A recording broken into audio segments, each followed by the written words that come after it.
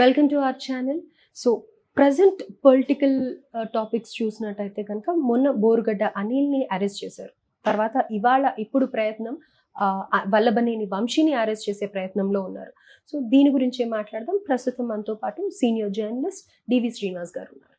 నమస్తే సార్. నమస్తే సార్, మొన్న బోరుగడ్డ అనిల్ని అరెస్ట్ చేసినప్పుడు బోరుగడ్డ ఇంకా బోరుకి వెళ్ళిపోయాడు అని అన్నారు. ఇప్పుడు వల్లభనేని వంశీని అరెస్ట్ చేసే ప్రయత్నంగా ఉన్నారు. అంటే ఇది ఎందుకు సార్? యాక్షన్కి రియాక్షన్, ప్రతీకారం తీర్చుకుంటున్నారు అని అనుకోవచ్చా? అసలు స్టార్ట్ చేసింది ఇది వైఎస్ఆర్సీపీ వాళ్ళు ఎలాంటి దాంట్లో పడిపోయారు, ప్రజల నుంచి మన్నన తెచ్చుకోవాలి అన్న దీంట్లో వాళ్ళు అరెస్ట్లు అవన్నీ స్టార్ట్ చేశారు డే 1 నుంచి కూడా. సో ఇప్పుడు మళ్ళీ సేమ్ అదే పందాలో కూటమి ప్రభుత్వం కూడా చేస్తోంది. ఎందుకని? ఆల్రెడీ అక్కడ ఫ్లాప్ అయినది, వాళ్ళు ఏ విధంగా పతనం అయ్యారు అనేది చూసారు కదా. మళ్ళీ వీళ్ళు కూడా అదే కొనసాగించడం ఎందుకని అని అంటారు? అంటే తేడా వాళ్ళు వీళ్ళు ఇప్పుడు మనం కనుక చూసినట్లయితే అధికారం ఉంది కదా అని చెప్పి విర్రవీగి ఇష్టం వచ్చినట్లుగా నోటి దురుసుతో మాట్లాడి ఇవాళ మరి ఈ పరిస్థితి తెచ్చుకున్నారు. అటు బోరగడ్డ అనిల్ కావచ్చు, లేకపోతే వర్ల రవీంద్రారెడ్డి అనే అతను, లేకపోతే అతను ఎవరో మన్విత్ రెడ్డి అని, హరికృష్ణారెడ్డి అని, ఎవరో పెద్దిరెడ్డి సంజయారాణి అని, లేకపోతే ఆ శ్రీరెడ్డి, పోసాని కృష్ణమురళి, ఆర్జీవి, వీళ్ళంతా ఏంటంటే ఒక రకమైన ఉన్మాదంలోకి వెళ్ళిపోయారు. ఏది రాజకీయం వేరు, విమర్శలు వేరు. ఇప్పుడు మీరు విధానపరమైన విమర్శలు చేసుకోవాలి, తప్పు చేస్తే నిలదీయాలి, అవినీతి కుంభకోణాలను ఎండగట్టాలి తప్ప పర్సనల్ అసాసినేషన్ గతంలో మొన్నేడు మనం చూడలేదు. ఇంట్లో ఫ్యామిలీ మెంబర్స్ని రోడ్ల మీదకి ఏడ్చటం, వాళ్ళ కుటుంబ సభ్యులని మార్ఫింగ్ ఫోటోలతో అసభ్యంగా పచ్చి బూతులతో మాట్లాడటం. బోరగడ్డ అనిల్ అతను ఎవరు అసలు? ఏంటి అతని యొక్క ఇది? అతను గుంటూరు మామూలుగానే అక్కడ ఒక రౌడీ షీటర్గా ఉన్న నేపథ్యం. అతను ఇవాళ ఏంటి 5 ఏళ్ళు జగన్మోహన్ రెడ్డిని అతన్ని ఏదో భక్తుడు అన్నట్టుగా, వాళ్ళ జగనన్న నాకు పర్మిషన్ ఇస్తే గంటల్లో చంద్రబాబుని లేపేస్తా, లేకపోతే కోటంరెడ్డి శ్రీధర్ రెడ్డిని బుల్లెట్ కట్టి ఈడ్చుకొస్తా, అసలు ఆ పవన్ కళ్యాణ్ని ఉద్దేశించి, పవన్ కళ్యాణ్ బిడ్డలు ఏంటి, చిన్నపిల్లలు, ఆడపిల్లలు, నీ ఫ్యామిలీలో నేను ఆడపిల్లల్ని పాడు చేస్తానన్న మాటలు అతని అది ఎంత ఇది, దాన్ని నోటి దురుసుతనం కాదు, అది ఉన్మాదం. ఎగ్జాక్ట్లీ. ఇప్పుడు ఆ పోరాడు వీళ్ళంతా ఏంటి, జగన్మోహన్ రెడ్డి ఈ ఉన్మాదుల్ని పెంచి పోషించిన పరిస్థితి. ఎవరి అండ లేకుండా బోరగడ్డ అనిల్ ఆ వీడియోలు చేస్తారా?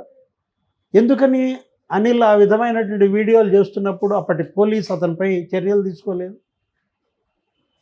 అంటే ఇవాళ సోషల్ సైకోల్ ఏది, ఈ వర్ర రవీంద్రారెడ్డి అతనేంటి భారతీ మేడం పిఏ అని చెప్పుకోవడం, అతను ఈ విధంగా ఏది ఆ మార్ఫింగ్ ఫోటోలతో చాలా వల్గర్ పోస్టులు పెట్టడం. ఇప్పుడు అది చూసాం, ఏది సునీతని లేకపోతే షర్మిలని, ఎవరు వాళ్ళు? జగన్మోహన్ రెడ్డి సొంత చెల్లెళ్ళు. అంటే అసలు వీళ్ళకి ఇంకా తల్లి చెల్లి ఏమీ లేదా? అంటే జగన్కి ఆపోజిట్గా ఉన్నారు అని తెలిస్తే ఎవరినైనా వదలకుండా వీళ్ళు అసాసినేషన్ చేస్తారు. వాళ్ళు చేస్తున్నారా, వీళ్ళు చేస్తున్నారా? ఓకే. ఇక్కడ వాళ్ళంతటా వాళ్ళు ఎందుకు చేస్తారు? జగన్ అంటే ఇష్టం అంటే, జగన్ తండ్రి అంటే ఇష్టపడతాం, జగన్ తల్లన్నా ఇష్టపడతాం, జగన్ చెల్లెళ్ళన్నా ఇష్టపడతాం. అదేమి ఉన్మాదం? ఇప్పుడు విజయమ్మ క్యారెక్టర్ అసాసినేషన్, విజయమ్మ గురించి ఆమె యొక్క క్యారెక్టర్ గురించి పోస్టులు పెట్టేవాళ్ళు, షర్మిల అసలు రాజశేఖర రెడ్డికి పుట్టలేదని పోస్టులు పెట్టిన వాళ్ళు అసలు జగన్ అనుచరుల? వాళ్ళు జగన్ మనుషులు ఎలా అవుతారు? విజయమ్మ మొన్న కూడా ఆ మధ్య ఏదో 2 వీడియోలు వదిలిన దాంట్లో ఆమె కూడా చాలా బాధపడింది. అసలు ఈ సోషల్ మీడియా, ఈ పోస్టులు ఏంటి, ఈ ఉన్మాదం ఏంటి? అంటే షర్మిల ఒక బ్రాహ్మణ్ని పెళ్లి చేసుకుంటే మొరసపల్లి షర్మిల శాస్త్రి అని రాస్తారా? అంతకుముందు ఎందుకు రాయాలా? వాళ్ళు పెళ్లి చేసుకుంది ఇప్పుడు కాదే, ఎప్పుడో 25 ఏళ్ల క్రితం వాళ్ళ పెళ్ళి అయింది. ఇప్పుడు నీ కోసం పాదయాత్ర చేస్తే వైఎస్ షర్మిలారెడ్డి, నీతో విభేదించి బయటకు వస్తే మొరసపల్లి షర్మిల శాస్త్రి. ఇప్పుడు వీళ్ళని ఎవరు పెంచి పోషించింది? ఇప్పుడు మొట్టమొదట ఈ వ్యాఖ్య చేసిన వెంటనే అతని పైన చర్యలు ఉంటే ఈ పరిస్థితి వచ్చేదా? వీళ్ళిచ్చిన అలుస్తోనే కదా వాళ్ళంతా చెలరేగిపోయారంటే. ఇవాళ తనే అంటోంది సైతాన్ సైన్యం లాగా నా మీద పడ్డారు అని. ఇది మనం అంటున్న మాట కాదు. వాళ్ళ తెలుగుదేశం జనసేన వేరే పార్టీలు చేస్తున్న విమర్శలు కాదు. నీ సొంత చెల్లి షర్మిల జగన్మోహన్ రెడ్డి అండతో వీళ్ళంతా సైతాన్ సైన్యం లాగా నా మీద పడ్డారు. వివాహేతర సంబంధాలు అంటగడతారా? దాన్ని జగన్మోహన్ రెడ్డి ఉపేక్షిస్తాడా? ఇప్పుడు ఈ సోషల్ సైకోల్ వీళ్ళంతా సినిమా సైకోల్ వాళ్ళు. పోసాని కృష్ణమురళి ఏంటి ఆ భాష? మీరే చెప్తారు నేను డబల్ పీజీ అంటారు. మీరు అటు అనేక వందల చిత్రాలు మీరు చక్కటి కథ ఇచ్చారు. స్టోరీ రైటర్గా, డైలాగ్ రైటర్గా, మంచి గొప్ప నటుడిగా ప్రజామోదం పొందినటువంటి నువ్వు ఈ విధంగా పతనం అవుతావా? ఇప్పుడు పదవి ఇస్తే తీసుకోండి, పదవిని తగ్గ న్యాయం చేయండి. అతని కోసం మీరు పతనం అవటం ఏంటి? ఇదా మీ చదువు మీకు నేర్పింది? ఇదా సంస్కారం మీ తల్లిదండ్రుల నుంచి మీకు అబ్బింది? ఆ సినిమా సైకోల్ ఆ శ్రీరెడ్డి ఏంటి, ఆమె భాష ఏంటి, ఆమె మాట్లాడే వీడియోలు ఏంటి, ఎంత పచ్చి బూతులండి. ఆర్జీవి, రామ్ గోపాల్ వర్మ అసలు దేశం గర్వించదగ్గ సాంకేతిక నిపుణుడు. అతను ఒక ట్రెండ్ సెట్టర్. నీకు బాలీవుడ్, హాలీవుడ్, టాలీవుడ్, అరే నీకు ఏ తెలుగు దర్శకుడికి దేశం మొత్తం ఇంత గొప్ప ఇది లేదే. అలాంటి ఆర్జీవి ఈ విధంగా పతనం అవడం, దీన్ని పతనం కూడా కాదు, ఇంకా ఇంతకన్నా ఇంకా దిగజారుడికి పరాకాష్ట ఎక్కడుంది? ఇప్పుడు నీకు నచ్చితే ఇంతకుముందు ఈ పెడధోరణులు లేవు.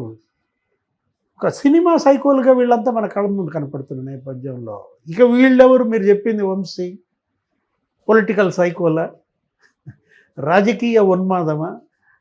అంటే ఇప్పుడు ఆ కొడాలి నాని, వల్లభనేని వంశీ, ద్వారంపూడి చంద్రశేఖర్ రెడ్డి, రోజా, అసలు వీళ్ళ భాష శాసనసభ బూతుల సభ చేస్తారా? మళ్ళీ ఈ సభ గౌరవ సభ అయితేనే అడుగు పెడతానని మాజీ ముఖ్యమంత్రి కన్నీళ్లతో శపథం చేసి బయటికి వెళ్ళిపోవటమా? ఆంధ్రప్రదేశ్ చరిత్రలో ఎరుగుదమా? వెంకయ్యనాయుడు ఒకటే మాట అన్నాడు, ఉపరాష్ట్రపతి, బూతుల సభకి బూత్లోనే సమాధానం చెప్పారు అన్నాడు. పోలింగ్ బూత్లోనే తిరుగులేని సమాధానం చెప్పారు బూతుల సభగా. మరి ఈరోజు 6 నెలలు అవుతుంది సభ ఏర్పడి, ఎక్కడన్నా బూతులు వినపడుతున్నాయా? ఈ 6 నెలలు ఈ ప్రభుత్వం ఏర్పడిన తర్వాత ఇప్పుడు ఈ సోషల్ మీడియాలో ఈ పోస్టులు పెట్టాలన్న భయపడుతున్నారు. అది రావాలి. ఏది ఈ మార్ఫింగ్ ఫోటోలు పెడతారా? పవన్ కళ్యాణ్కి ఆడవేషం వేస్తారా? లోకేష్కి ఆడవేషం, చంద్రబాబుకి ఆడవేషం, మార్ఫింగ్ ఫోటోలు, ఆర్జీవీ పెట్టిన ఫోటోలు. అరే వాళ్ళకి గేద మోకాలు తగిలిస్తారా? అదేమంటే అతను ఆ వ్యూహం సెలబ్రేషన్ అదేంటో ప్రీ ఈవెంట్లో మాట్లాడుతూ ఆర్జీవీ ఏమంటాడు? బర్రె లెక్క అంటాడు. బర్రె లెక్కతో పవన్ కళ్యాణ్ పోలుస్తాడా? బర్రె లెక్క అంటాడు, ఏదో గొర్రె లెక్క అంటాడు. అంటే మరో 30 ఏళ్ళు జగన్మోహన్ రెడ్డి ముఖ్యమంత్రి అనే భ్రమల్లోకి వెళ్ళిపోయినట్టున్నారు. అంటే ఎక్కడ అడ్డు అదుపు లేని వ్యవహారం నడిపించారు కాబట్టి ఇప్పుడు వాళ్ళకి తగిన శాస్త్రే జరుగుతుంది. ప్రజలు, మనం చేయటం కాదు, పార్టీలు చేయటం కాదు, ఇవాళ ప్రజలు చేశారు వీళ్ళకి తగిన శాస్తి. ఈరోజు కోర్టులు కన్నెర్ర చేస్తున్నాయి. ఎందుకని? ఏ కోర్టు వీళ్ళకి ముందస్తు బెయిల్ ఇవ్వడం లేదు. ఎప్పుడన్నా చూసామా? వీళ్ళేసిన క్వాష్ పిటిషన్లని పక్కన ఎందుకు పడేస్తున్నారు? అంటే వాళ్ళే బాధితులు. వీళ్ళ బాధితులు కాని వాళ్ళు అసలు నీకెక్కడా లేరు. జర్నలిస్టులు వీళ్ళ బాధితులే, రైతులు వీళ్ళ బాధితులే, అటు మహిళలు, ఇటు ఈ జడ్జీలు కూడా వీళ్ళ బాధితులే కదా. 3 రాజధానుల బిల్లు తిరగొట్టారమ్మా. 3 రాజధానులు చేయడానికి వీలు లేదు. ఏ క్యాపిటల్ అనే మీకు మీ విభజన చట్టంలో ఉంది. విభజన చట్టంలో ఏ క్యాపిటల్ అన్నారు కానీ 3 క్యాపిటల్స్ అని అనలేదు. ఏ రాష్ట్రానికి 3 రాజధానులు లేవు. 3 రాజధానుల బిల్లు తిరగొడితే హైకోర్టు జడ్జీల మీద పోస్టులు పెడతారా? ఎవరిని వదలకుండా హింసించారు. హైకోర్టు జడ్జీల మీద వీళ్ళు ఈ పోస్టులు పెట్టారంటే దానిపైన ఏదో సిబిఐ ఎంక్వైరీ కూడా ఉన్న నేపథ్యంలో ఇంకా అదేమంటే మొన్న కూడా జగన్మోహన్ రెడ్డి అంటున్నాడు, ఏది ఓడిపోయిన రీసెంట్గా 10 days బ్యాక్, మీరు పెట్టిన పోస్టులు నేను పెడతాను, నన్ను అరెస్ట్ చేస్తారా అంటే ఇంకా రెచ్చగొట్టడమా? అంటే ఇవాళ మీరు విధానపరమైన విమర్శలు చేయండి. ఏది ఎక్కడన్నా అవినీతి జరిగిందనుకోండి, పోలవరంలో అవినీతి జరిగింది, కేంద్రం ఇచ్చిన నిధులు ఆయన దుర్వినియోగం చేశాడు, పోస్టులు పెట్టండి. లేకపోతే అమరావతిలో అవినీతి జరిగింది, అక్కడ పలానా ఇసుక ఈ విధంగా కుంభకోణం జరుగుతోంది, మద్యంలో ఇక్కడ ఈ విధమైన బ్రాండ్స్ చీప్ లిక్కర్ వాడుతున్నారు, కల్తీ చేస్తున్నారు, ఇవి పెట్టండి. అందులో కూడా ఏంటి వాస్తవికత ప్రాతిపదికన పెట్టాలి. రైట్. అంతే తప్ప మళ్ళా వీళ్ళు ఏం చేశారు, 23 లక్షలు పెట్టి అగ్గిపెట్టెలు, క్యాండిల్స్, డీజిల్ ఏదో కొంటే 23 కోట్లు పెట్టి కొన్నారని పెట్టారు.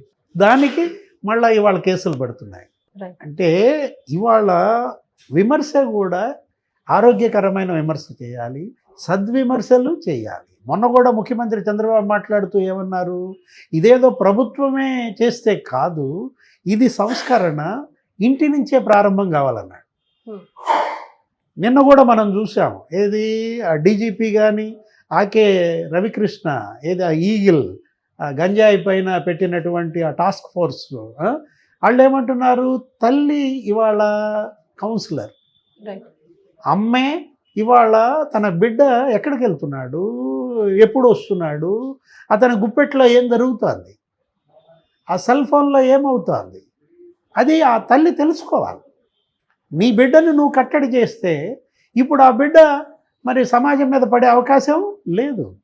అంటే సంస్కరణ ఇవాళ ఇంటి నుంచే ప్రారంభం కావాలి అంటోంది. అందుకే సో ఇది ప్రతిపక్షాల మీద ప్రతీకారం కాదు, ఎవరు తీసుకున్న గోతిలో వాళ్ళే పడుతున్నారు, ప్రజలే తీర్పిస్తున్నారు అని అంటారు. అంతే కదా. ఇప్పుడు చట్టం ఇవాళ తన పని తాను చేసుకుపోతాను. ఇవాళ పోలీస్ ఇంత ముందులాగా బయాస్డ్గా ఉండే అవకాశమే లేదు.